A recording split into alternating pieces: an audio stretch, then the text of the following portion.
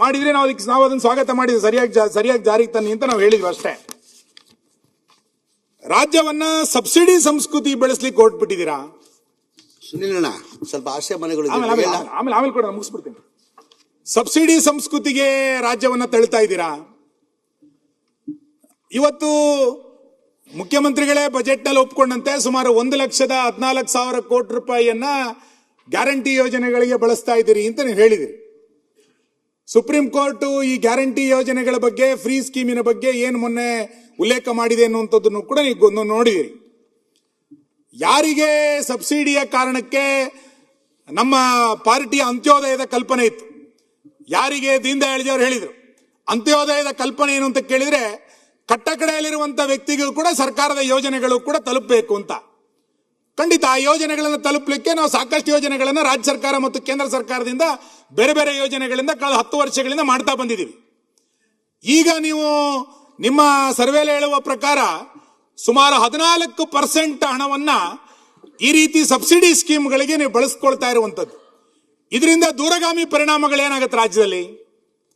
ಇದನ್ನ ಇವತ್ತು ಎಲ್ಲರೂ ಆಲೋಚನೆ ಮಾಡಬೇಕಂತ ಅಗತ್ಯ ಇದೆ. ನಮ್ಮ ಪಾರ್ಟಿ ನಿಮ್ಮ ಪಾರ್ಟಿ ಅಲ್ಲ, ಇದನ್ನ ಆಲೋಚನೆ ಮಾಡಬೇಕಂತ ಅಗತ್ಯತೆಗಳಿದೆ. ಮಾನ್ಯ ಅಧ್ಯಕ್ಷೆ, ಸಬ್ಸಿಡಿ ಬಡವನಿಗೆ ಆಶ್ರಯ ಆಗಬೇಕೇ ವಿನಃ ಚುನಾವಣೆಗೆ ಆಶ್ರಯ ಆಗಬಾರ್ದು. ಬಡವರಿಗದು ಸಹಾಯ ಆಗಬೇಕೇ ವಿನಃ ಚುನಾವಣೆಗೆ ಅದು ಸಹಾಯ ಆಗಬಾರ್ದು ಸಬ್ಸಿಡಿ. ಇದನ್ನ ಇವತ್ತು ಸರ್ಕಾರಗಳು ಅರ್ಥ ಮಾಡಿಕೊಳ್ಬೇಕಾಗಿರುವಂತ ಅಗತ್ಯತೆಗಳಿದೆ ಎನ್ನುವಂಥದ್ದು ನಾನು ಈ ಸಂದರ್ಭದಲ್ಲಿ ಹೇಳ್ತಾ, ಮಾನ್ಯ ಗಿರೀಶ್ ಕಾರ್ನಾಡ್ರು ಯಯಾತಿನಲ್ಲಿ ಅವ್ರು ಹೇಳ್ತಾರೆ, ಬಹಳ ಪ್ರಸಿದ್ಧವಾದಂತ ನಾಟಕ. ಅದರಲ್ಲಿ ಅವ್ರು ಏನ್ ಹೇಳ್ತಾರೆ, ಭಾರಿ ಪ್ರಸಿದ್ಧವಾಗಿರುವಂತಹ ಸಾಲುಗಳೇನು ಅಂತ ಕೇಳಿದ್ರೆ, ಕತ್ತಲೆಯ ದಾರಿಯಲ್ಲಿ ಬೇಕಾದರೂ ಸಾಗಬಹುದು, ಆದ್ರೆ ಕನಸುಗಳಿಲ್ಲದಂತಹ ದಾರಿಯಲ್ಲಿ ನಡೆಯೋದು ಕಷ್ಟ ಅನ್ನುವಂಥದ್ದನ್ನ ಗಿರೀಶ್ ಕಾರ್ನಾಡ್ ಹೇಳಿದ್ರು.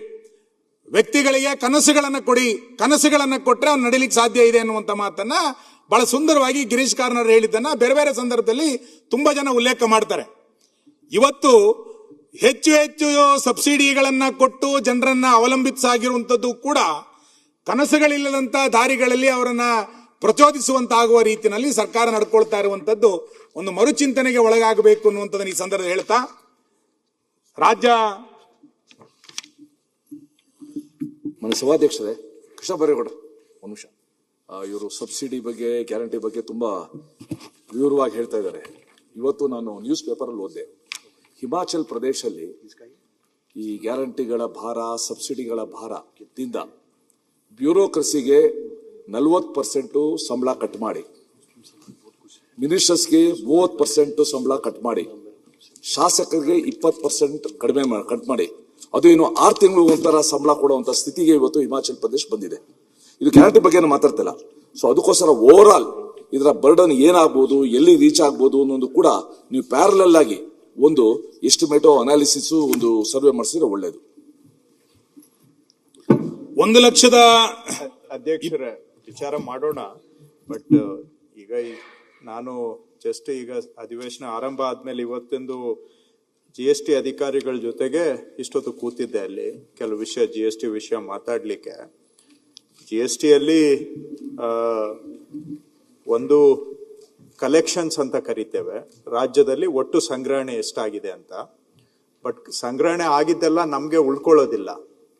ಯಾಕೆ ಅಂದ್ರೆ GST ಅಲ್ಲಿ ನಾವು ಸಂಗ್ರಹಣೆ ಮಾಡಿದ್ರೂ ಕೂಡ ಆ ಸೇವೆ ಅಥವಾ ಪದಾರ್ಥ, ಗೂಡ್ಸ್ ಆರ್ ಸರ್ವಿಸ್, ಅದು ಬೇರೆ ರಾಜ್ಯದಲ್ಲಿ ಬಳಕೆ ಆದ್ರೆ ನಾವು ಸಂಗ್ರಹಣೆ ಮಾಡಿದ್ದನ್ನ ಅವ್ರಿಗೆ ತೆರಿಗೆನ ಅವ್ರಿಗೆ ಕೊಡ್ಬೇಕಾಗತ್ತೆ. ಇದನ್ನ ಸೆಟಲ್ಮೆಂಟ್ ಅಂತ ಕರಿತೇವೆ. IGST ಮುಖಾಂತರ ಸೆಟಲ್ಮೆಂಟ್ ಮಾಡ್ಕೋತೇವೆ. ಆದ್ರೆ ಈ ಸೆಟಲ್ಮೆಂಟ್ಗಿಂತ ಮೊದಲು ಕಲೆಕ್ಷನ್ ಅಂದ್ರೆ ನಮ್ಮ ಎಕಾನಮಿಯ ರಿಫ್ಲೆಕ್ಷನ್ ಕಲೆಕ್ಷನ್ ಅಲ್ಲಿ ಕಾಣುತ್ತೆ. ಎಕನಾಮಿಕ್ ಆಕ್ಟಿವಿಟಿಯ ಪ್ರತಿಬಿಂಬ ವಸೂಲಾತಿಯಲ್ಲಿ ಕಾಣುತ್ತೆ. ಸೊ ದೇಶದಲ್ಲಿ ಅತಿ ಹೆಚ್ಚು ಗ್ರೋತ್ ರೇಟು ಕರ್ನಾಟಕದಲ್ಲಿ ಇದೆ, 11%. ಮಹಾರಾಷ್ಟ್ರಗಿಂತ ಜಾಸ್ತಿ, ಗುಜರಾತ್ಗಿಂತ ಜಾಸ್ತಿ. GST ಕಲೆಕ್ಷನ್ ಅಲ್ಲಿ ಹೈಯೆಸ್ಟ್ ಗ್ರೋತ್ ರೇಟು ಕರ್ನಾಟಕದಲ್ಲಿ ಇದೆ, 11% ಹೈಯೆಸ್ಟ್ ಗ್ರೋತ್ ರೇಟ್. ಒಂದು ತಮ್ಮ ಮಾಹಿತಿಗೆ. ಎರಡನೇದು ಕೂಡ ತಮ್ಗೆ ಹೇಳುವಂತಹದ್ದು, ಪರ್ ಕ್ಯಾಪಿಟಾ ಇನ್ಕಮ್ ದೇಶದಲ್ಲಿ ತಲೆ ಆದಾಯ ತಗೊಂಡ್ರೆ, ತಲೆ ಆದಾಯದಲ್ಲಿ ಕರ್ನಾಟಕ ಇವತ್ತು ನಂಬರ್ 1 ಸ್ಥಾನದಲ್ಲಿ ಇದೆ ದೇಶದಲ್ಲಿ ಪರ್ ಕ್ಯಾಪಿಟಾ ಇನ್ಕಮ್ ಅಲ್ಲಿ. ಎಲ್ಲಾರ್ಗೂ ಆದಾಯ ಬರ್ತಾ ಇದೆ ಅಂತ ಹೇಳೋದಿಲ್ಲ, ಬಟ್ ಆವರೇಜ್ ನೋಡಿದಾಗ ಪ್ರಪಂಚದಲ್ಲೇ ಈ ಪರ್ ಕ್ಯಾಪಿಟಾ ಇನ್ಕಮ್ಮು ಆರ್ಥಿಕ ಪ್ರಗತಿ, ಆರ್ಥಿಕ ಸ್ಥಿತಿಗತಿಯ ಒಂದು ಪ್ರತಿಬಿಂಬ. ಪರ್ಫೆಕ್ಟ್ ಅಂತ ಹೇಳ್ತಾ ಇಲ್ಲ. In the absence of a perfect equation or a reflection, we all use per capita income. So ಎರಡು ಉದಾಹರಣೆ, ಒಂದು GST ಬೆಳವಣಿಗೆ ದರ ನೋಡಿದಾಗ ಕರ್ನಾಟಕ ಕಲೆಕ್ಷನ್ ಅಲ್ಲಿ ನಂಬರ್ 1 ಸ್ಥಾನದಲ್ಲಿದೆ. ಎರಡನೇದು ಪರ್ ಕ್ಯಾಪಿಟಾ ಇನ್ಕಮ್ ನೋಡಿದಾಗ್ಲೂ ಇದೆ. ಆದ್ರೆ ತಾವು ಹೇಳ್ತಾ ಇದ್ದೀರಾ ಭವಿಷ್ಯದಲ್ಲಿ ಇದರ ಏನಾಗ್ಬಹುದು ಅನ್ನೋದನ್ನ ವಿಚಾರ ಮಾಡಿ ಅಂತ. ಖಂಡಿತ ಇದ್ರ ಬಗ್ಗೆ ಇದೆ, ಬಟ್ ಕರ್ನಾಟಕ ಎಕಾನಮಿ ಚೆನ್ನಾಗಿ ನಡೀತಾ ಇದೆ. ಅಂಡ್ ನಾವು ಈಗ ಈ ರೇಟ್ಗಳನ್ನೆಲ್ಲ ಕೇಂದ್ರ ಸರ್ಕಾರ GST ಅಲ್ಲಿ ಬದಲಾವಣೆ ಮಾಡಿದ್ಮೇಲೆ ಎಲ್ಲ ರಾಜ್ಯಗಳಲ್ಲೂ ಆದಾಯ ಕುಸಿತ ಆಯ್ತು, ನಮ್ಮಲ್ಲೂ ಕುಸಿತ ಆಯ್ತು. ಆದ್ರೆ ಅದರಲ್ಲೂ ಕೂಡ Karnataka performed better than other states despite a shock.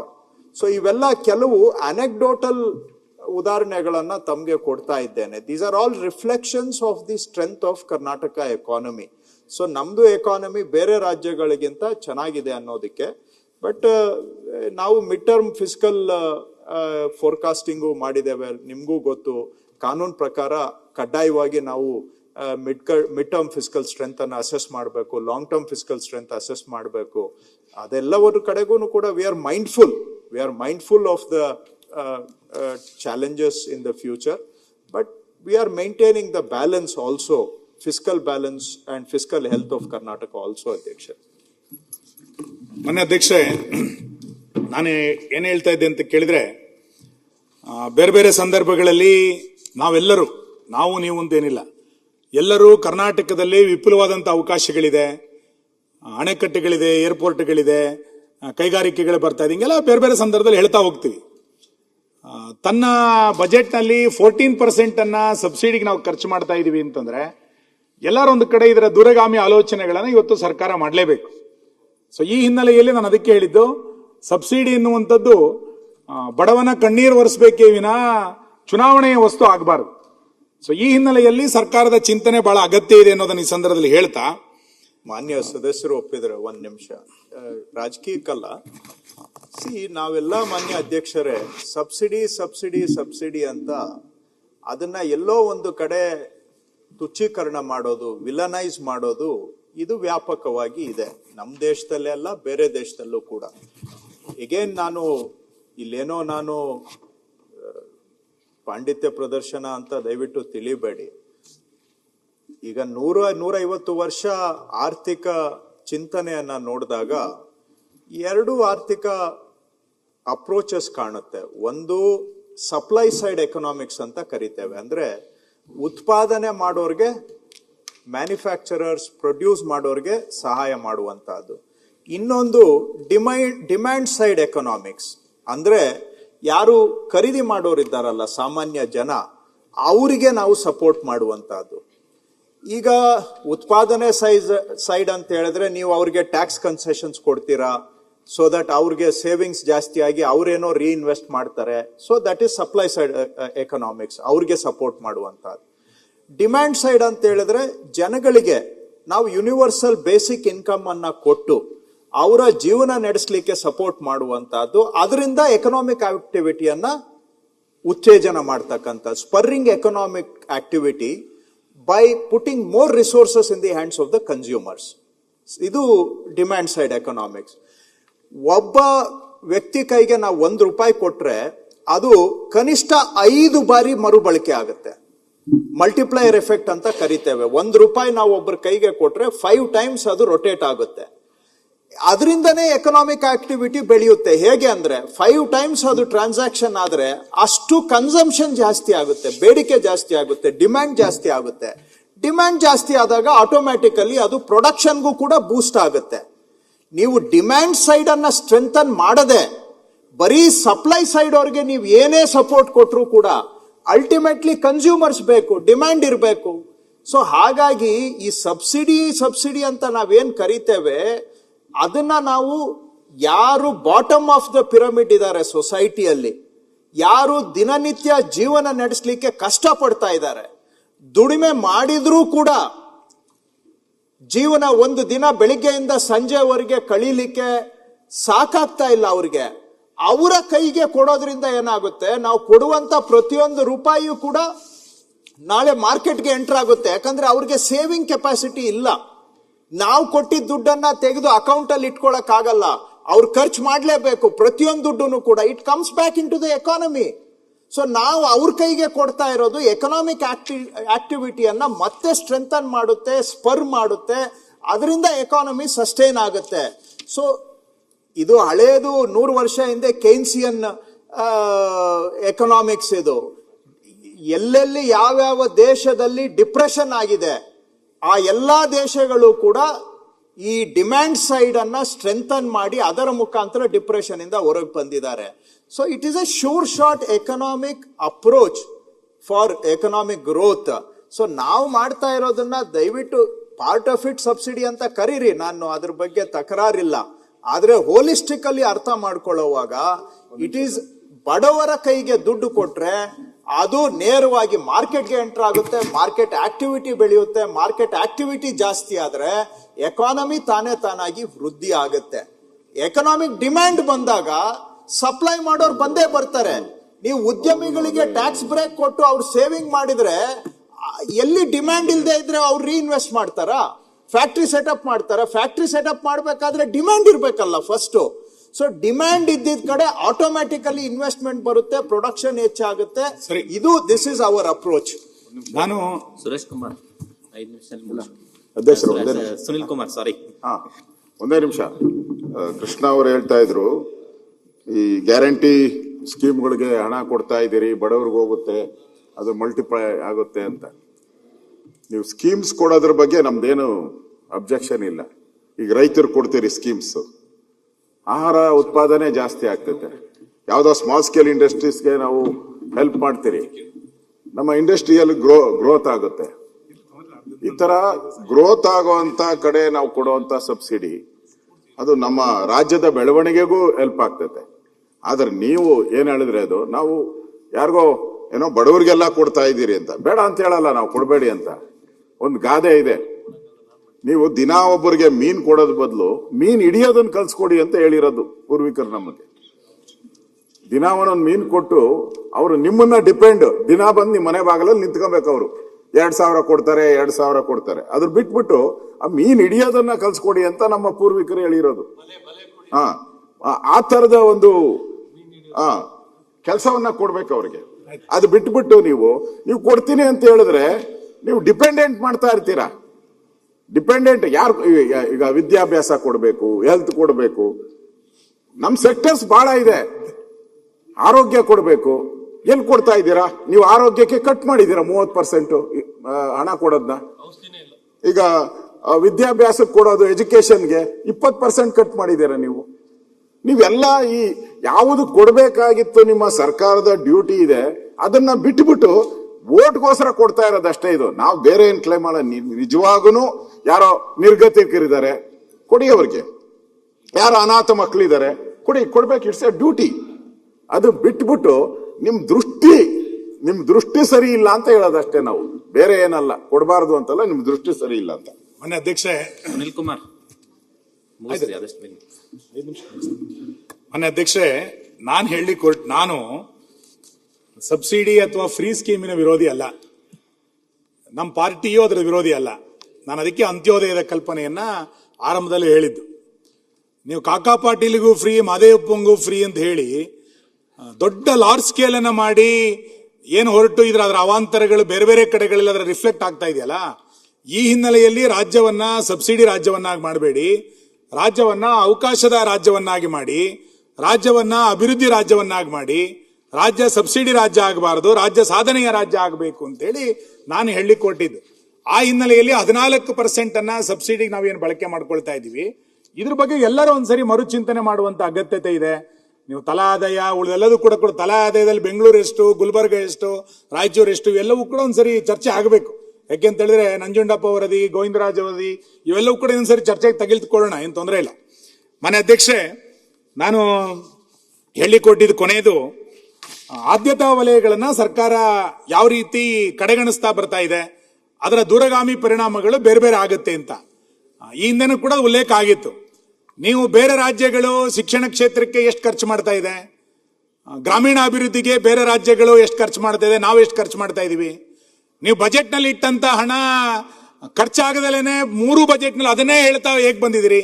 ನೀವು ಪ್ರಗತಿ ಪಥ, ಕಲ್ಯಾಣ ಪಥಗಳನ್ನ 2023 ಬಜೆಟ್ ಇಂದನೂ ಹೇಳ್ತಾ ಬಂದಿದ್ದೀರಿ, ಇನ್ನೂ ಟೆಂಡರೇ ಆಗಲಿಲ್ಲ. KPSC ಸ್ಕೂಲ್ಗಳ ಬಗ್ಗೆ ನೀವು ಉಲ್ಲೇಖ ಮಾಡಿದ್ರಿ.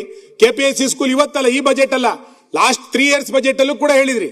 ಇವತ್ತಿನ ತನಕ KPSC ಶಾಲೆಗಳು ಘೋಷಣೆ ಆಯ್ತು, KPSC ಶಾಲೆಗಳಿಗೆ ದುಡ್ಡಲ್ಲಿ ಕೊಟ್ಟಿದ್ದೀರಿ. ಯಾವ KPSC ಶಾಲೆಗಳ ಅನುದಾನ ಕೊಟ್ಟದ ಸ್ಟ್ರೆಂಥನ್ ಮಾಡಿದಿರಿ? ಯಾವ ಹೊಸ ಶಿಕ್ಷಕರ ನೇಮಕಾತಿ ಆಗಿದೆ? ಆರೋಗ್ಯ ಇಲಾಖೆಗೆ ಹೊಸ ವೈದ್ಯರ ನೇಮಕಾತಿಯೋ ಅಥವಾ ಹೊಸ ಹಾಸ್ಪಿಟಲ್ಗಳು ಎಲ್ಲಿ ಪ್ರಾರಂಭ ಆಗಿದೆ? ಆಸ್ಪತ್ರೆಗಳನ್ನ ಸ್ಟ್ರೆಂಥನ್ ಮಾಡ್ಲಿಕ್ಕೆ ಸರ್ಕಾರ ಏನ್ ಕ್ರಮ ತಗೊಂಡಿದೆ?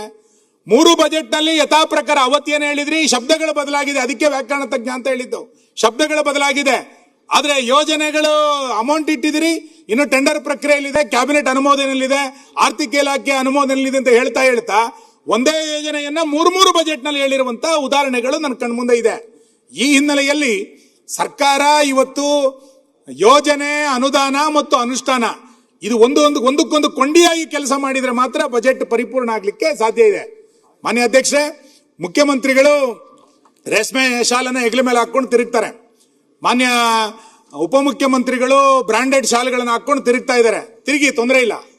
ನೀವು ಬ್ರಾಂಡೆಡ್ ಶಾಲೆಗಳನ್ನ ಹೆಗಲ ಮೇಲೆ ಹಾಕೊಂಡು ತಿರುಗ್ತಿದ್ದೀರಿ, ಮುಖ್ಯಮಂತ್ರಿಗಳು ರೇಷ್ಮೆ ಶಾಲೆನ ಹೆಗಲ ಮೇಲೆ ಹಾಕೊಂಡು ತಿರುಗ್ತಾ ಇದ್ದೀರಿ. ರಾಜ್ಯದ ಜನರ ಹೆಗಲ ಮೇಲೆ ಸಾಲ ಹಾಕಿದ್ರಿ. 1,32,000 ಕೋಟಿ ಸಾಲವನ್ನ ರಾಜ್ಯ ಜನರ ಹೆಗಲ ಮೇಲೆ ಹಾಕಿ ಈಗ ನಾನು ಅಭಿವೃದ್ಧಿ ಹೊಂದಿರುವಂತ ರಾಜ್ಯ ಅಭಿವೃದ್ಧಿ ಆಗುತ್ತೆ ಅಂತಂದ್ರೆ ಅದು ಹೆಂಗೆ ನಂಬಲಿಕ್ಕೆ ಸಾಧ್ಯ ಇದೆ?